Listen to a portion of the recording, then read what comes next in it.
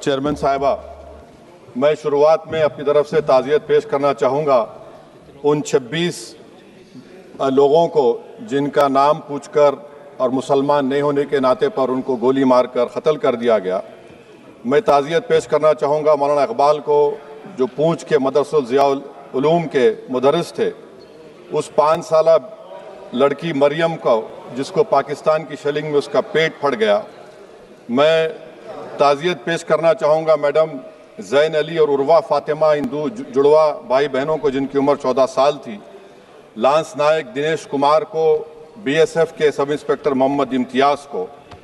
मैं शुक्रिया अदा करना चाहूँगा कश्मीर की आवाम का कि उन्होंने पहलगाम के वाक़े के बाद मस्जिदों से ऐलान किया मज़म्मत का, बग़ैर किसी के बोलने पर रोड पर निकलकर उन्होंने पाकिस्तान से आए हुए दहशतगर्दों की मज़म्मत की।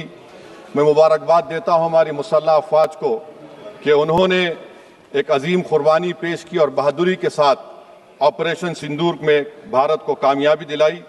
मैं मुसल्लह अफ़वाज ने पहले 9 दहशतगर्द ठिकानों पर उनको निशाना बनाया और सबसे मेरी नज़र में जो दहशतगर्दी के दिल पर हमला हुआ वो भावलपुर का था और 6 एयरफील्ड, 3 हैंगर और 2 रनवेज को हमने तबाह किया। बाद में ऑपरेशन सिंदूर की कामयाबी की एक अहम वजह यह थी मैडम कि मुल्क में इत्तेहाद और इत्तेफाक पैदा हो गया था, एक यूफोरिया पैदा हो गया था, मगर अफसोस कि हुकूमत ने उसका फ़ायदा नहीं उठाया। मैं आज भी कह रहा हूँ, जिम्मेदारी के साथ कह रहा हूँ कि पाकिस्तानी फ़ौज, पाकिस्तान की ISI, पाकिस्तान का डीप स्टेट, उनका हयाती मकसद ये है कि हमेशा भारत को कमज़ोर किया जाए। और अगर हमको इन ताकतों को कमज़ोर करना है तो देश में इत्तेहाद और इत्तेफाक को बरकरार रखना पड़ेगा। अगर हम बुलडोज़र के ज़रिए या फिर लिसानी जबर के ज़रिए या मजहबी फ़िरक़ा परस्ती के ज़रिए अक़लियतों को निशाना बनाएंगे तो हम खुदा ना खास्ता उन पड़ोसी मुल्क के दहशतगर्द तंजीमों को कहीं कामयाब ना हो जाए। मैडम, मैं आपके सामने ये भी कहना चाहूँगा कि इत्तेहाद और इत्तेफाक इस मुल्क में जब मजबूत होगा तो हमको बैनुल अक़वामी सतह पर दिखाने की ज़रूरत नहीं पड़ेगी। मैं आपकी तरफ से हुकूमत से चंद सवालात करना चाहूँगा कि वज़ीर आज़म ने कहा कि खून और पानी एक साथ नहीं बह सकते, आतंकवाद और बातचीत एक साथ नहीं हो सकती। तो मेरा सवाल आपके ज़रिए से वज़ीर आज़म और हुकूमत से ये है, फिर जिन इंसानों को बैसारा की वादी में मारा गया था, क्या आपका ज़मीर इस बात की इजाज़त देता है कि आप ट्रेड बंद कर दिए, पाकिस्तान का एयरक्राफ्ट हमारे एयर स्पेस में नहीं आ सकता, उनकी कश्ती हमारे पानी में नहीं आ सकती, ट्रेड खत्म हो चुका है डायरेक्ट इनडायरेक्टेड, आपका ज़मीर जिंदा क्यों नहीं है? किस सूरत से आप पाकिस्तान से क्रिकेट मैच खेलेंगे जब हम पानी नहीं दे रहे हैं? 80% पानी पाकिस्तान का हम रोक रहे हैं, ये कहकर के पानी और खून नहीं बहेगा, आप क्रिकेट मैच खेलेंगे? मैडम, मेरा ज़मीर तो गवारा नहीं करता कि मैं उस मैच को देखूंगा। क्या इस हुकूमत में इतनी हिम्मत है कि उन 25 मरने वालों को फोन करके कहे कि देखो हमने ऑपरेशन सिंदूर में बदला ले लिया, अब तुम पाकिस्तान का मैच देखो? बड़ी अफसोस की बात है मैडम, अकाउंटेबिलिटी किस पर है? पहलगाम किसने किया? 7.5 लाख हमारी फौज और सेंट्रल पैरामिलिट्री फोर्स है, ये कहां से 4 चूहे घुसकर हमारे भारत के नागरिक को मारे? अकाउंटेबिलिटी किस पर फिक्स होगी? LG पर फिक्स होगी तो LG को बरतरफ करिए, IB पर आती है तो एक्शन लीजिए, पुलिस पर आती है तो एक्शन लीजिए, मगर आप ये समझ रहे हैं कि ऑपरेशन कर दिया और हम खामोश लोग भूल जाएंगे। अकाउंटेबिलिटी फिक्स करना पड़ेगा। मैडम, डिटरेंस आपकी क्या है? आपने सर्जिकल स्ट्राइक किया, आपने बालाकोट किया, फिर ये पहलगाम हुआ, तो आपकी डिटरेंस की पॉलिसी नाकाम साबित हुई, कश्मीर की पॉलिसी नाकाम साबित हुई, 370 हटा दिया आपने एक रियासत को यूटी बना दिया और उसके बावजूद भी दहशतगर्द वहां पर पहुंच गए। तो और अफसोस मुझे इस बात का होता है मैडम कि पाकिस्तान को हम जानते हैं, पाकिस्तान और इजराइल इस पूरी दुनिया में एक फेल्ड स्टेट है और पाकिस्तान के आर्मी चीफ को, जिससे हमारे स्ट्रेटेजिक रिलेशनशिप, इसको अपना दोस्त कहते हैं, उस देश का प्रेसिडेंट उस शख्स को बुलाकर खाना खिलाता है अपने साथ जिसके भाषण से हमारे लोग मारे गए थे। तो क्या आपकी खारजा पॉलिसी कामयाब हुई? आप देख लीजिए। अच्छा, हमारे देश में एक ऐसी तंजीम है जिसका वजूद नफरत की बुनियाद पर और मजहबी अज़बियत को फैलाने के लिए बनाया गया। उनको तकलीफ है सेकुलरिज्म से, सोशलिज्म से, मगर हमारे संविधान के प्रियम्बल में लफ्ज सॉवरेन है। सॉवरेन का मतलब यह है कि हम खुद मुख्तार हैं, हम हाकिम आला हैं, हम अपने मुल्क के मुकद्दर का फैसला करेंगे। एक गोरा व्हाइट हाउस में बैठकर भारत की सीज फायर का ऐलान करेगा?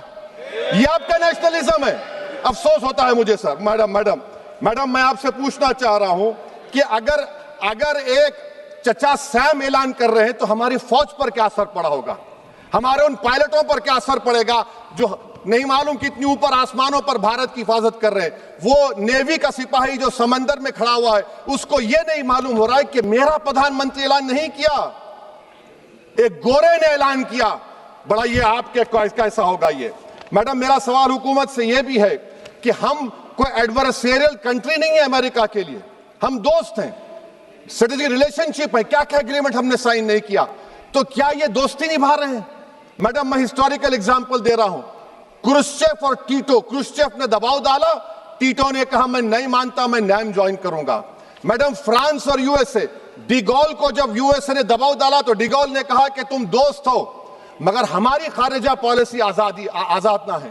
मैडम, वहीं पर आप देखिए गुजराल साहब, जिसको कहते सबसे कमजोर थे, वजीर आजम थे, उन्होंने बहादुरी का मजारा कि रिफूलिंग करने नहीं दिया। वियतनाम 20 साल यूएसए लड़ा मगर झुका नहीं, और हम उनको बोल भी नहीं पा रहे, हम तो कोई दुश्मन मुल्क तो नहीं है अमेरिका के, ये आपको समझने की जरूरत है।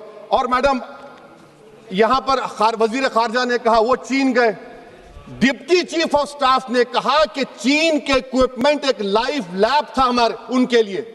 क्या आपने कहा चीन को कि तुमने क्यों दिया पाकिस्तान को हथियार? आप नहीं कहे। और मैडम, आप जानते हैं कि रक्षा मंत्री ने कहा कि स्विफ्ट एंड प्रोपोर्शनेट, तो फिर जो इंडोनेशिया मिलिट्री अटैचे ने कहा कि हमको कहा गया मत मारो, हम सेल्फ डिफेंस में भी नहीं मार सकते थे पाकिस्तान को। और अगर आप ट्रंप के बयान को गलत कह रहे हैं कि 5 एयरक्राफ्ट नहीं गिरे, मैं यकीन करता हूं आपकी बात का। आप हमारे पायलट्स को कमेंट करिए ना, हमारे पायलट्स को कमेंट करिए कि हम अपने पायलट्स की तारीफ करते हैं, आप वो भी नहीं करना चाहते। मैं हुकूमत से जानना चाहता हूं मैडम कि क्या फ्रांस ने हमको सोर्स कोड नहीं दिया जिसकी वजह से हमारे एयरक्राफ्ट को क्या नुकसान हुआ? अब मुस्तकबिल में आप हथियार खरीदेंगे तो क्या आप सोर्स कोड हासिल करेंगे? और मैडम, मैं आपको बताना चाह रहा हूं, मेरे सवाल का जवाब हुकूमत दे। हमारे पास सैंक्शन जो स्क्वाड्रन है 42 है, 60 साल के बाद सिर्फ 29 काम कर रहे हैं। पाकिस्तान के पास 25 हैं, चीन के पास 50 से ज्यादा हैं। 11 साल से आप सरकार में हैं, सबमरीन नहीं है, थर्ड एयरक्राफ्ट कैरियर कहां पर है आप बताइए। और मैडम, FATF में लाना पड़ेगा आपको। अगर आप विश्व गुरु हैं तो हम आपको चैलेंज कर रहे हैं, आप G7 के कंट्रीज को, GCC को और चचा सैम को राजी कराइए कि पाकिस्तान को, मैडम खत्म कर रहा हूं, FATF में दोबारा लाया जाए। मैडम, ऑल पार्टी मीटिंग हुई, देखिए कितना कॉन्ट्रडिक्शन है केंद्र सरकार में और स्टेट सरकार में। ऑल पार्टी मीटिंग में था, केंद्र सरकार ने कहा कि नहीं, बैसारन मिडोस पर तो कोई जा ही नहीं सकता, जून से पहले इजाजत लेना पड़ेगा। बाद में हमको मालूम हुआ कि साल भर खुला रहता मिडोस सिवाय बारिश और स्नो के। ये कॉन्ट्रडिक्शन है केंद्र सरकार में। वहां पे मैं हुकूमत से मुतालबा करता हूं मैडम आपके जरिए से कि कौमी सिक्योरिटी को, नेशनल सिक्योरिटी को, खारिजा पॉलिसी को, फॉरेन पॉलिसी को राजनीति का मुद्दा मत बनाइए, राजनीति का मुद्दा मत बनाइए। ये हमारे मुल्क में मुफाद होगा, हमारे मुल्क के इत्तेहाद और एकजुटती को आप एक वोट का जरिया मत बनाइए। और मैं एक आखिरी बात पूछ रहा हूं मैडम, क्या चीन ने हमसे कहा था कि सीज फायर कर लो? और कैसे पाकिस्तान ने हमारे पायलट्स की बातों को सुना कि हमारा कम्युनिकेशन एनक्रिप्ट नहीं है? मैडम, आखिर में मैं अपने शेर से इस अपनी बात को खत्म करूंगा कि अपने ही हाथों से सर अपना कटाना है हमें, मादर हिंद पे भेंट चढ़ाना है हमें। किस तरह मरते हैं एहरार वतन भारत पर, यह तमाशा है जो दुनिया को दिखाना है हमें। यह मैं भारत की उस बहादुर फौज के नाम पे करता हूं, मुसल्ह फौज के नाम पे करता हूं। यह शेर कहने वाला कोई बीजेपी का नहीं था, यह शेर कहने वाले का नाम शेर था, शहीद अशफाकुल्लाह। मैं फिर से हुकूमत से कह रहा हूं पाकिस्तान टेररिज्म करेगा। आप तैयार हो जाइए। आप चीन से मोहब्बत, कितना इम्बैलेंस हुआ ट्रेड का, कितना इम्बैलेंस हो रहा है चीन से। अच्छा, जब गलवान हुआ उस वक्त भी ट्रंप ने कहा था कि मैं बात करूंगा, हमने कहा नहीं बात करेंगे, जरूरत नहीं है। आज ट्रंप हमारे से पहले बोलता है इज्जत नफ्स भी कोई चीज होती है। इख्तिदार में कोई यहां रहेगा, कोई वहां रहेगा, मगर इख्तिदार में इकबाल होना चाहिए। बदबख्ती की बात यह है कि आपने इकबाल को खो दिया। बहुत बहुत शुक्रिया। माननीय सदस्य श्री के फ्रांसिस जार्ज जी।